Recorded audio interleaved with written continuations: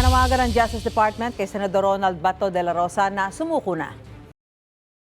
Magtulong-tulong po tayo na buhayin yung proseso ng rule of law. Pakiusap bilang kapwa Pilipino kay Senator Bato de la Rosa, diba? Heed the call of the rule of law. Alam niya na pag may arrest warrant, dapat sineserve at dapat sumusunod.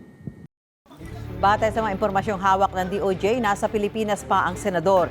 Iniling din ng Justice Department sa abogado ni De La Rosa na ituro ang lokasyon ng senador para maisilbi sa kanya ang warrant of arrest mula sa International Criminal Court. Si De La Rosa ay tinuturing na co-perpetrator umano ni dating Pangulong Rodrigo Duterte sa kasong Crimes Against Humanity.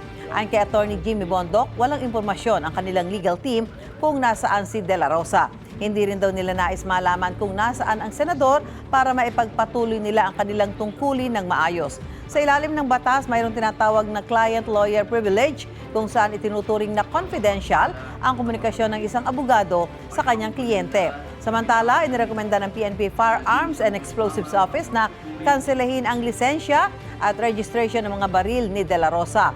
Kung hindi raw isusuko ng senador ang mga baril, ay mapipilitan silang kumpiskahin ito.